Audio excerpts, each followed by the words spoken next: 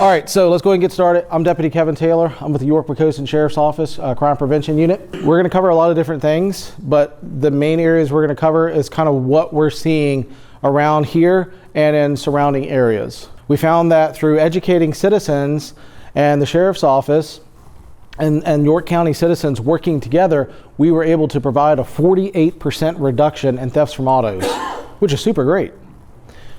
But the number one crime therein became identity thefts and scams. All right, and we're not talking about, just buku bundles of dollars. We're not talking about cents. We're talking about millions of dollars being lost just in 2023 alone. How do you spot a telemarketer scam? So the FTC says that if you get a call and it's a telemarketing scam or a robocall, say no thank you and hang up. The one thing they want to know, their first checkbox is, are you going to pick up the phone? And if you don't pick up the phone, great. They're eventually going to leave you alone. But if you do pick up the phone, no matter if it's Susie who's calling you from wherever to rob you from whatever out of your pocketbook for a scam, or if it's a computer that's calling you on a robocall to try to get your money, your phone number now gets flagged that you picked up. Now there's a receipt somewhere in one of these call offices, in one of these scam call offices, in whatever country they're operating out of. It could be America, it could be some other country. And now for the next however many days or months, every single day, you're going to get hassled with phone calls because you picked up the phone. So over here, hey, he picked up the phone. So what's to say you won't pick up again and eventually break through and have a 2-minute and then a 5-minute and then a 15-minute conversation with somebody and eventually fall subject and fall victim to, all right, I'll give you my credit card information and buy the service that you're selling that doesn't exist, thus resulting in victimization from scam or fraud. Let's say it's Medicare. Medicare calls you and says, hi, this is John from Medicare, and I've got great information on a brand new service that we're willing to offer you. You need to act right now. Call me back today if you want to discuss this once in a lifetime offer at 188. I'll take your money. And that's exactly probably what they're going to do. Or maybe not. Don't call that number. Call the number on the back of your card. That's why it's there, for a quick reference. I get it. The way smartphones work now, you can hold the little button, you can hold your finger over the phone in your voicemail and hit call and it calls, and it's so easy. Take a few extra seconds and type the phone number in for Medicare. Save it in your phone, whatever you got to do, but call that number back or compare that it is the same one in voicemail. So if I call you and say, hey, I'm from the York-Poquoson Sheriff's Office, awesome. Guys, call the Sheriff's Office main phone number and then ask for me. Now, if you know me, that's one thing. If you know my cell phone, that's one thing. If you know my desk phone, that's one thing. But if you don't know me from Adam and I call you and say, hey, I'm investigator, Sally Sue, I need you to call me because I'm investigating something. Don't call me back at the number that I left for you in the voicemail. Call the entity that I called from. Research them, do your homework on it.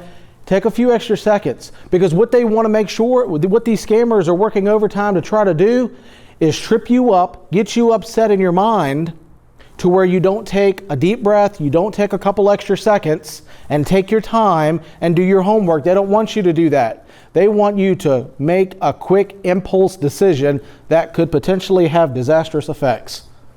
Here's the thing with prepaid debit cards. If I call you and say, I'm from the Law Enforcement Officers Fund, and we really want you to go for that gold star. Well, what do I have to do to support you because I feel really bad for the law enforcement officers? Well, what you need to do is you need to go down to your local wherever store and you need to get a Apple gift card. Load $500 on it if that's what you're going to send me. Then you need to call me at X, Y, and Z number. Scratch the code off of the back, and give me that number through phone. Guys, they give you that, your money's gone. There's no way to track it. It's the same thing as you handing over $500 cash. You put the money on a loadable gift card, you gave them the gift card over the phone. Same as cash, your money is gone. All right? Imposters will tell you that I'm from the York-Poquoson Sheriff's Office, sir, and I have an arrest warrant for you. Now, we actually do that sometimes. We do. Because, I mean, and people are like, well, that's dumb. Why would you do that? Well, I mean, if you run, I mean, we're just going to catch you somewhere else. But, yeah, I mean, if we already have a working rapport and I call you and say, hey, man, I'm not talking a heinous crime, like a big felony, but if you got like a traffic offense or something that I need to serve a warrant on you for, hey, man, can we meet up somewhere and take care of this? I'm not taking you in. I just need you to sign it and give you a court date. I might call you and tell you that. But call me back at the sheriff's office phone number to validate who I am. I might leave in the voice message that you need to pay a sum of money to get out of it. It doesn't work that way. Because here in the United States, you can't just pay money before court to get out of it, right? Unless it's what? A traffic ticket in some instances. So if I call you and say, well, you're late on your taxes, I'm going to come and I'm going to arrest you unless you pay a sum of money, don't worry about it. Call the sheriff's office and report it. That's fine. You're not a victim. Don't pay anything. And how did they get my phone number? How did they get anybody's? A lot of people are getting these same calls. Take a deep breath, drink some water. It's all good. It's going to be okay. Don't act impulsively, though. When you open an email, it's kind of like you answering the phone. There's a read receipt that's sent somewhere to a center that says, hold on, Bert back here. He answered. He opened the email. Send him 3 more. Because if we keep sending emails, eventually he's going to click on it and he's going to give us that social. Send him 3 more. Just delete them. I used to, before I knew better, I would click unsubscribe at the bottom of the email. Don't do that because it doesn't actually work. But from tech support on your Apple computer, we're running a special today for $99 only.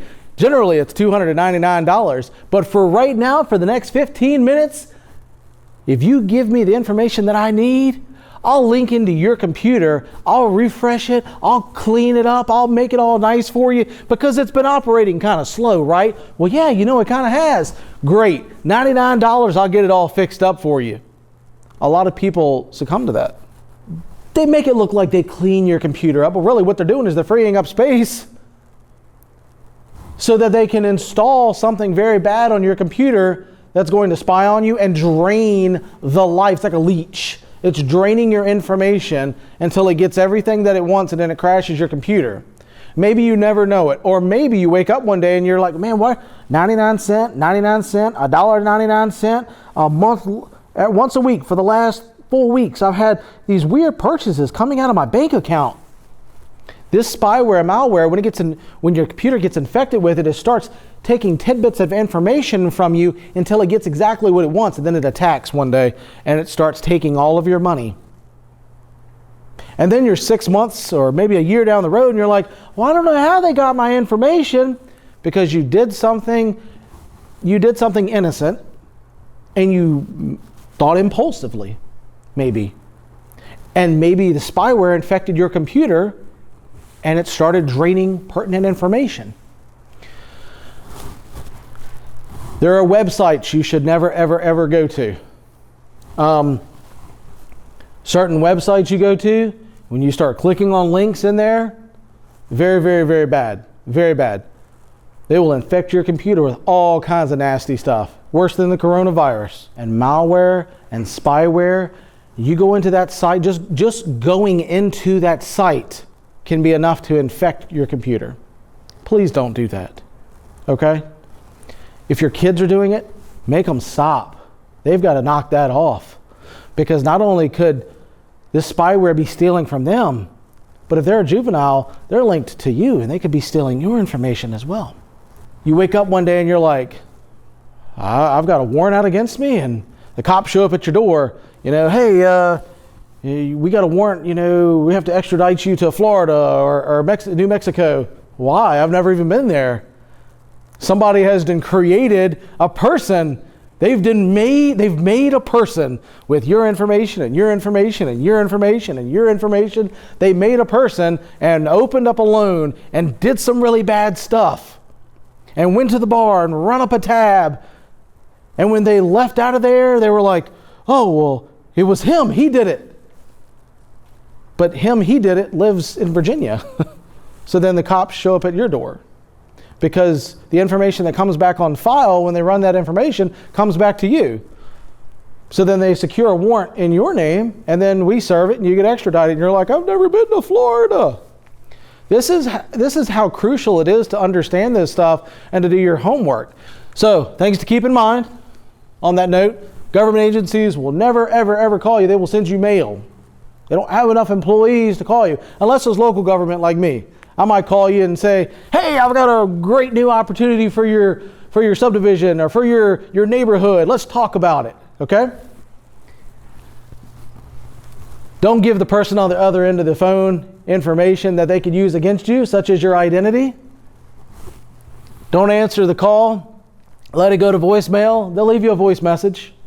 Grandpa, grandma scams are very, very popular among elderly folks, where teenagers, whoever, they'll make them sound like they're young people. Grandma, I'm in a really bad way, and these guys are going to beat me up, or I'm going to go to jail. And if you don't help me right now, I'm going to get beat up. I'm going to go to jail. Oh my God! Well, who is this?